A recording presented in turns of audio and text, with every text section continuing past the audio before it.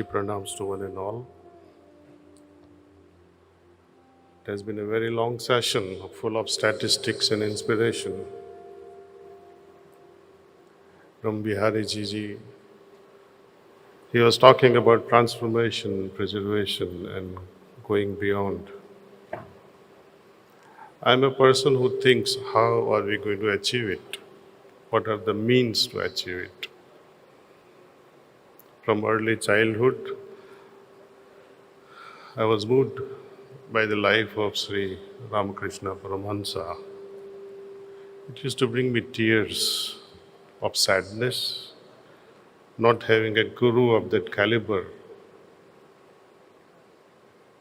and naturally falling in love with such a personality would lead me to a person like Swami Vivekananda. But then, alas, where is Swami Vivekananda today and where is Ramakrishna Paramahansa?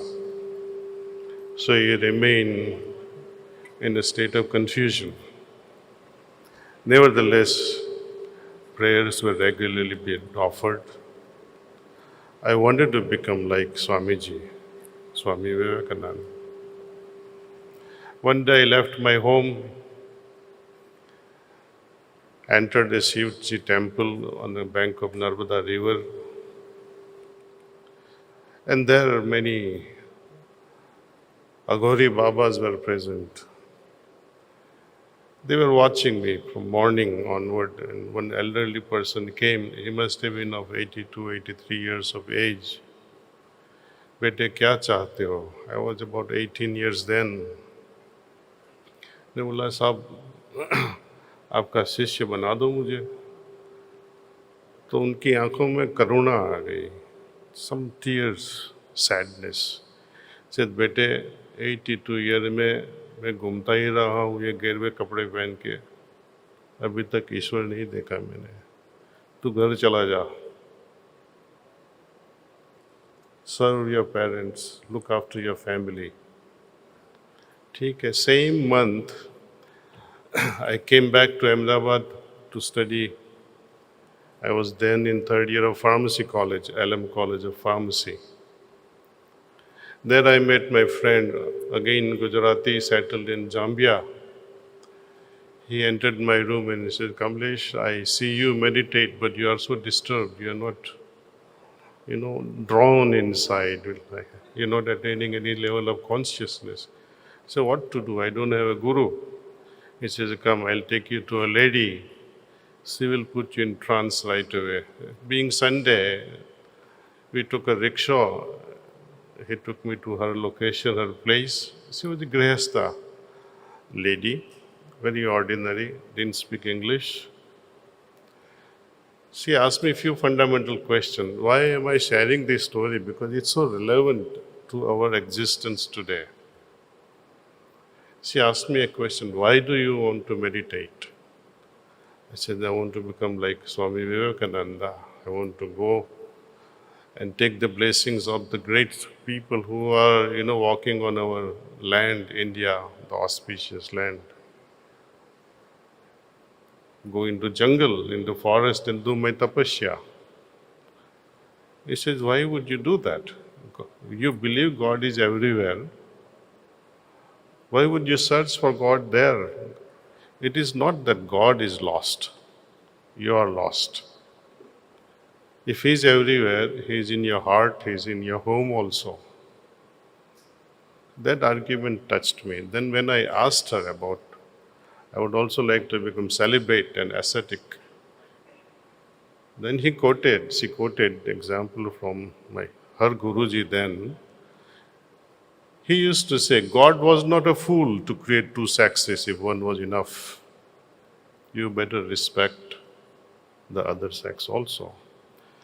Hinduism or Sanatana Dharma believes the creation was created by Durga.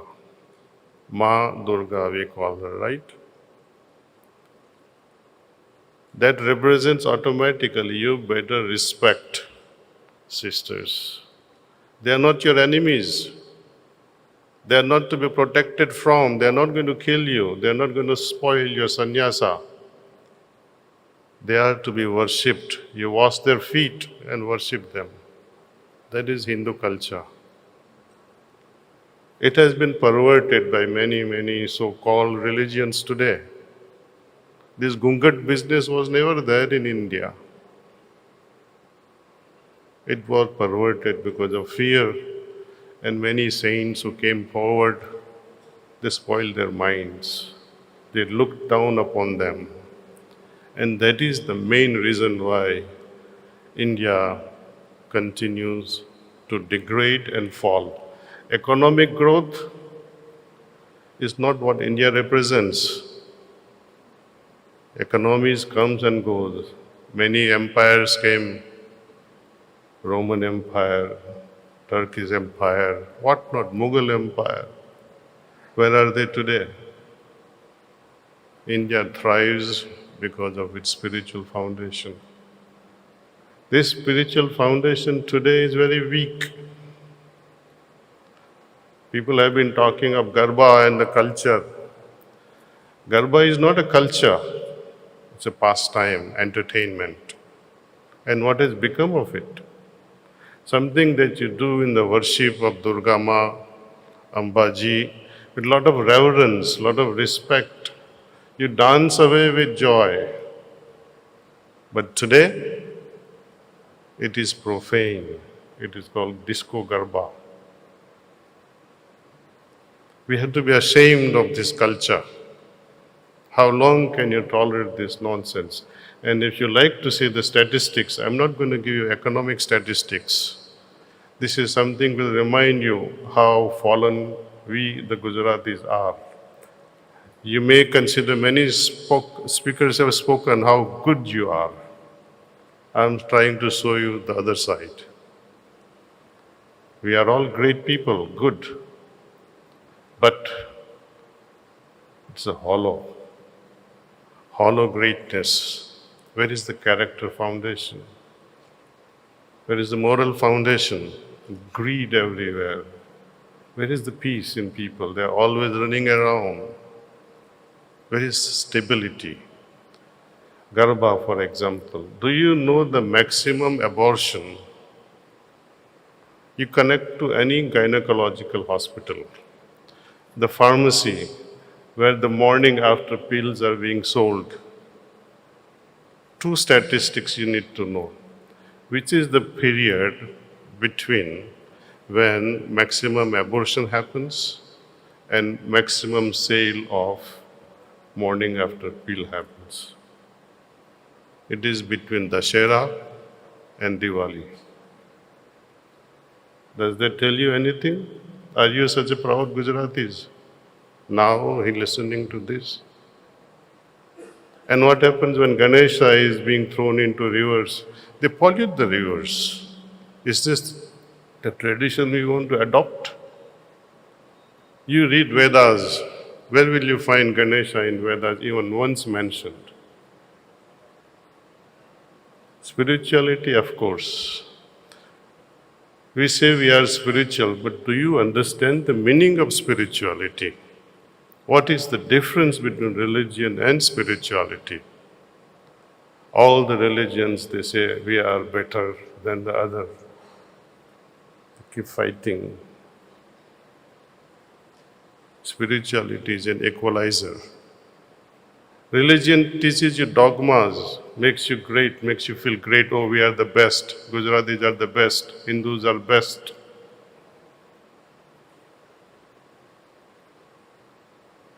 That creates enmity. When our sages and saints say, the Atman that is within me is also in the other person. But this is a knowledge, superficial knowledge, bookish knowledge. When we do experience that, when we move from Hridaya Chakra to Atma Chakra in our yogic journey, only then we experience the Atma within and Atman in another person as same. And when you do witness this, that's when the knowledge becomes redundant. You don't need knowledge. You don't need belief system. We believe in God, right? Everybody says, oh, I do believe in God. You ask your grandmother, mother or father, do you believe in God? They'll say, yes, we do believe in God. You ask them, why do you believe in God? What will be their answer? Our religion says so. Our Shastras say so. But what about you? What is yours? Have you experienced? Then there is no word. Knowledge may be great, but without experience, you are lost. Just as currency, you are all energies, and especially NRI people know how the currencies are supported. Currency is supported by the political environment of a country, gold backing, other resources that backs the currency. Without this backing, currency devaluates. Knowledge without the backing of experience, it remains superficial and you will ever remain thirsty. You can read the entire Gita, you can memorize it like hell, but without experiencing what Lord Krishna is talking about, sthit pragya, that can never happen without meditation. And what is meditation? Going inward. I'll share with you a little episode which my father taught me, a small story kind of a thing. He said, you have not seen any being born. I was too small. He would say that when a mother delivers a child for the first time in this world, baby begins to cry. And this cry of a baby is the first time and the last time. Whenever baby cries, mother smiles. If baby doesn't cry at that moment of birth, mother will become very anxious until doctor tilts the baby and taps the back, resuscitate heart or the lungs, and see if the baby would cry and breathe. And if still the baby does not cry, everyone in the family cries because life force did not come with the body. That life force we call Atman, soul. It doesn't really matter by what name we call it. But since birth, till we kick the bucket, till our last breath, it is with us. It is not in any temple. It is not in Dwarka or Mathura. It is not in Kashi or Banaras. It's in your heart. And the moment we start looking for this outside, can your soul bestow real peace? Think about it. You're worshipping every goddamn thing that appears in front of you. Any statue you see, you'll bow down. And why do you bow down? You're afraid. It is the fear that makes you bow down. Religion uses only two beautiful instruments. One is fear, fear of hell. And second, temptation of heaven. If you do this, you'll go to heaven. If you don't do this, you'll be punished. These are the two instruments they use. And what about the soul that gives you life? No one pays attention. Mandir hai, ghar mein hai. You bow down. By mistake, if you go out in hurry and suddenly you remember in your car, oh, I didn't do namaskaram to our God. They make you turn and come home and do namaskar and then go. What is this tamasa? Is this religion? This is not religion. This is not even spirituality. This is not even human being. So we have to really, really rethink about how we need to carry our life. If you really, really want to become happy, happiness is not about having things, but being happy without having anything in life. Can you be that? It does not really also mean that I have to shun my bhautik jivan or material life. If you have the ability to make million, go ahead and make 10 million. There is nothing wrong in making money. But for a few minutes, say thank you, close your eyes and try to experience the deity, that Atman that has been giving us life. Even for a few minutes you sit and close your eyes and try to experience that deity who is within your heart. Be respectful to that. And you will learn slowly as you move your attention. And it will happen automatically when you move from the Hridaya Chakra to Atma Chakra. And when you start witnessing that Atman outside and Atman inside is also same, you become like one of those Vedic sages who used to see God in the sky, who used to witness God in the mountains, who used to witness gods in the trees and everywhere else. That's why in Vedic times, there was not even one temple, not even one. And we are fighting for temples and glorifying temple building.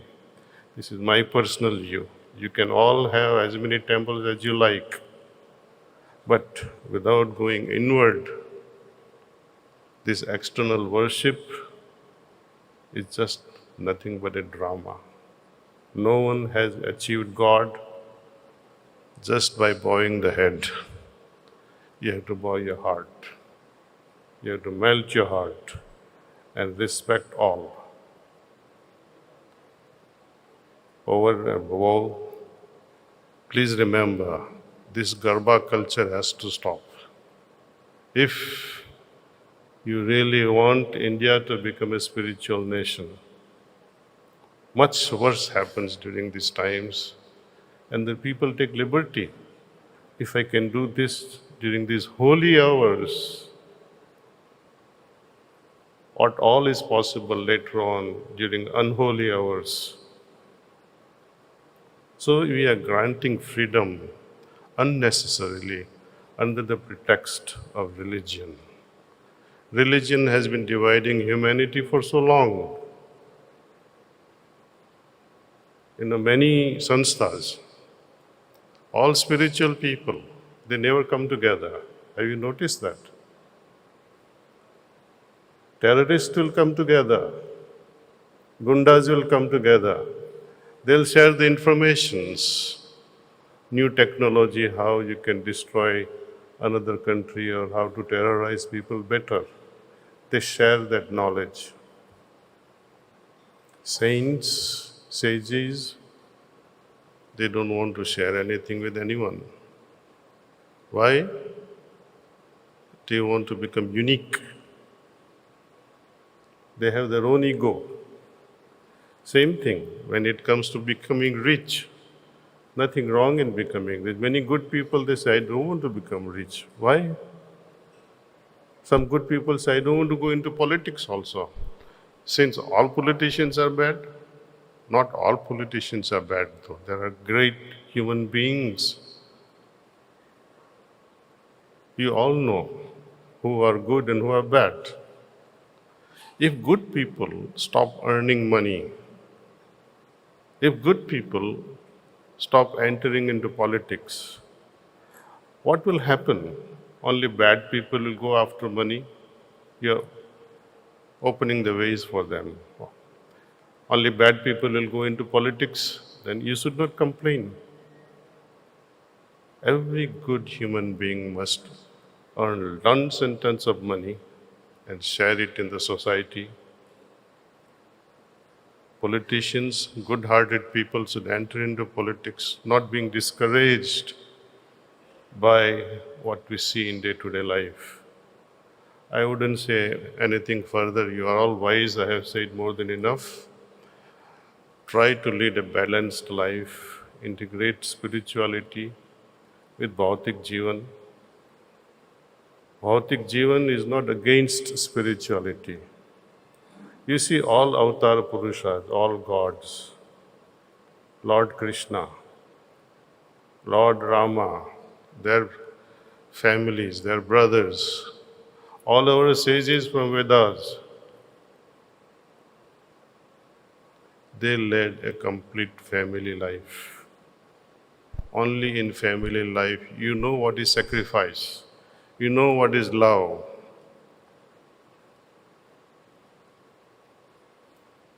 It is with this, use your heart and make your own decision how to follow my path towards Godhood. Thank you.